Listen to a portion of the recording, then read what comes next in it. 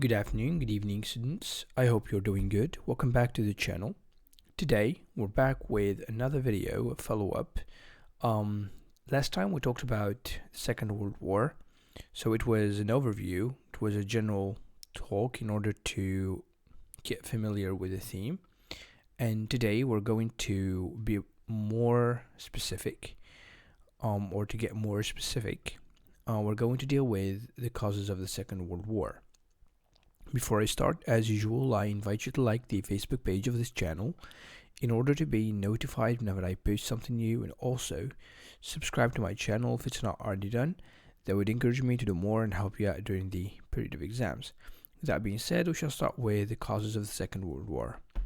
As we all know, there were numerous causes of the Second World War, and today we're going to deal with some of them, ranging from Japanese militarism to the famous Hitler's political takeover.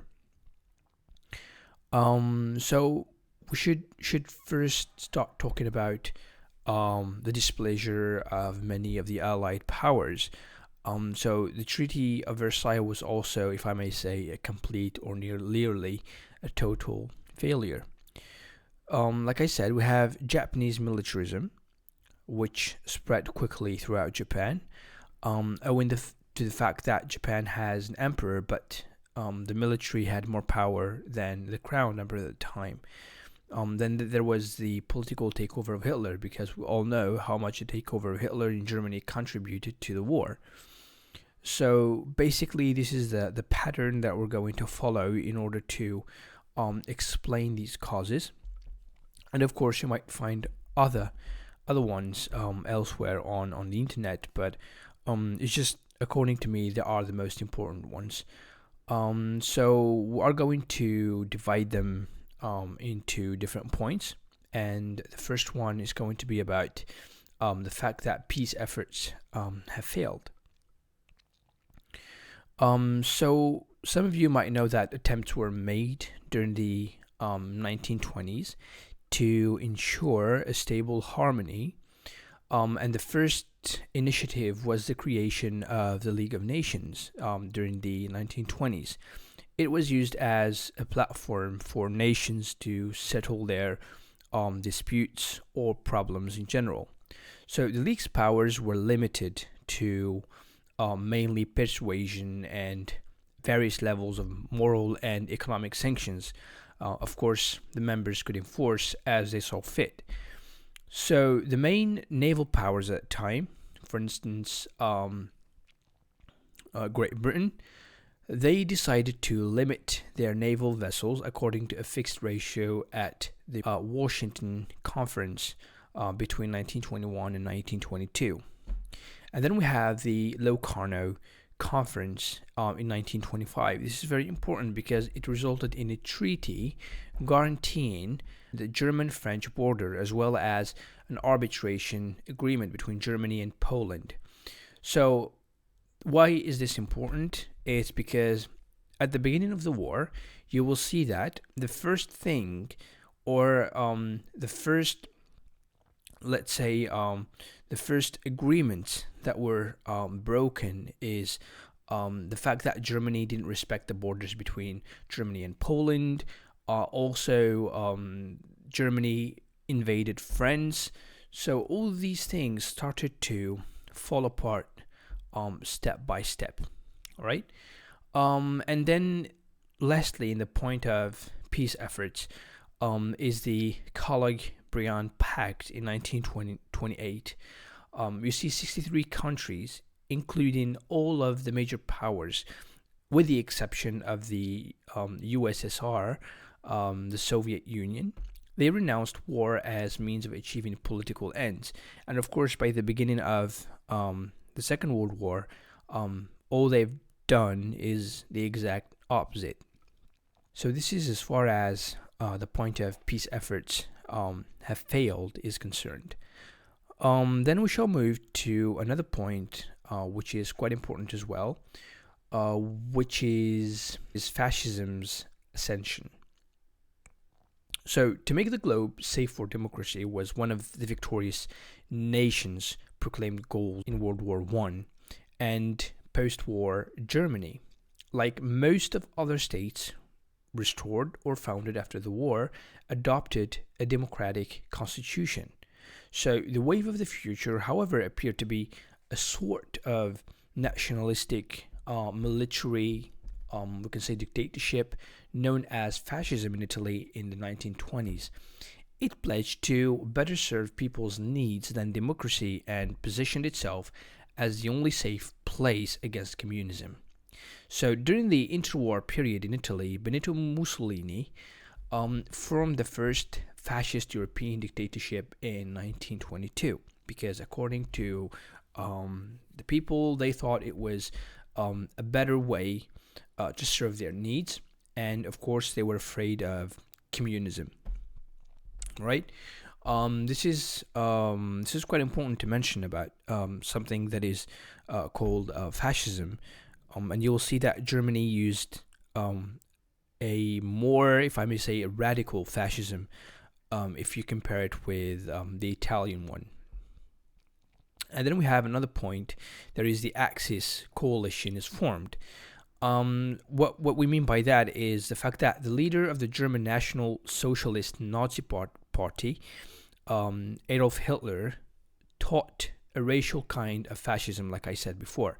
So Hitler promised to overthrow the Treaty of Versailles and acquired more Lebensraum, or more living space for the German people, whom he claimed deserved more as superior race members. So the Great Depression struck Germany in the early 1930s, as most of you know, because the moderate parties couldn't agree on how to respond. Many voters resorted to the Nazis and communists. And in 1933, Hitler was elected Chancellor of Germany, and via a series of actions, he established himself as a dictator. Although Japan did not technically adopt fascism, the military's overwhelming position in government allowed them to construct a totalitarian regime that was akin to fascism. This is very important. You see, the Japanese were far ahead of Hitler in dismantling the world order. So in 1931, they used a brief clash with the Chinese, or with Chinese troops near Mukden, commonly known as the Mukden or the Manchurian crisis, as a pretext to seize control of all Manchuria, therefore establishing the puppet state of Manchukuo in 1932. So they occupied the major Chinese ports from 1937 to 1938. So this is how Japan, let's say, was far ahead of Hitler, because Hitler was already thinking of destroying that world order supposedly was built after the First World War. But Japan already started that. This is very important for you to know. So that is what happened with Japan and China at the time. So if we go back to Hitler, following his denunciation of the Versailles Treaty and all the, let's say, the points that are related to disarmament terms, the creation of a new air force, and the reintroduction of conscription, Hitler tested his new weaponry on the side of right-wing military rebels in the Spanish Civil War. This attempt brought him into contact with Mussolini, who was also helping the Spanish uprising after capturing Ethiopia in a brief war that was between 1935 and 1936. So we have what we call the Rome-Berlin-Tokyo axis was formed that in 1936 and 37, between 1936 and 37, by treaties between Germany, Italy, and Japan. You see, Japan and Germany, for example, signed the Anti-Comintern Pact in 1936. Then Italy joined in 1937. This contract condemned communism, so they were all against communism and demonstrated their solidarity in the face of it. Following that, later on, they used it or to refer. They used to refer to those countries as their allies collectively. Then we have another point, that is aggression by Germany in Europe. With what you should know that how did this aggression start? You need to know that with the annexation of Austria in March 1938, Hitler began his own expansionist drive. The path was clear, and Mussolini backed him, of course, and the British and French, fearful of German rearmament, accepted Hitler's argument that Austria's status was a matter for internal German politics.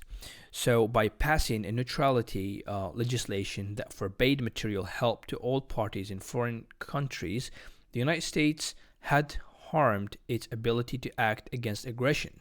So Hitler captured the rest of Czechoslovakia less than 6 months later in March 1939.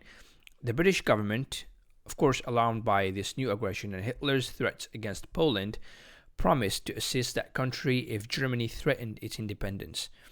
And there was a saying at that time that says, "A guarantee a day keeps Hitler away." It was like a joke, mostly at the time. So Poland and France had already signed a mutual defense treaty. You have the Soviet Union rose to prominence as a result of the shift away from appeasement during the 1938 crisis, which we're going to talk about much later on. So we have the Soviet dictator Joseph Stalin offered military assistance to Czechoslovakia, but the offer was rebuffed by all participants to the Munich agreement. He was courted by both sides now that war was looming, but Hitler made the more appealing offer. You see, the Soviet Union, allied with Britain and France, could have been forced to war, but all Germany asked for neutrality. So there was what we call the Nazi-Soviet Pact that was signed in Moscow on the night of August 23rd, 1939. Germany and the Soviet Union decided not to go to war against each other in a section released the next day.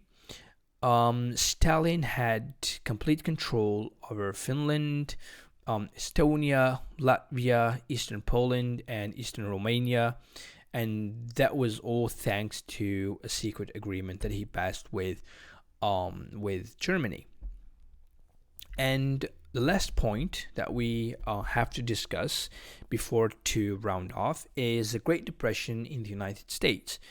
It was, let's say, the main point that fueled the war, because the expenditures of fighting in the First World War, as well as the costs of rebuilding Western Europe after years of fighting, resulted in massive debts owed to the United States by the Western European countries.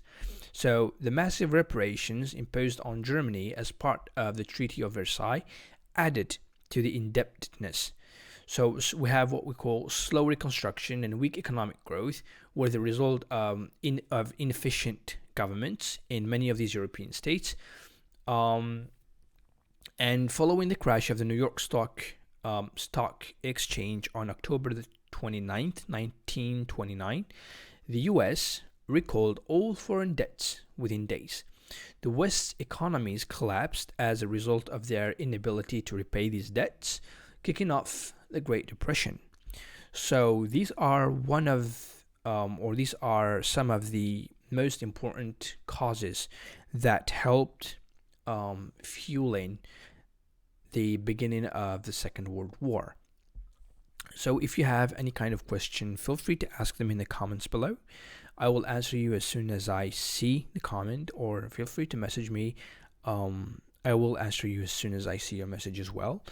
Next time we're going to talk about the war itself. So we're going to see some battles, the shift of power and stuff like that. We're going to discuss them in details, hopefully. Otherwise, I'll see you in the next video. Peace.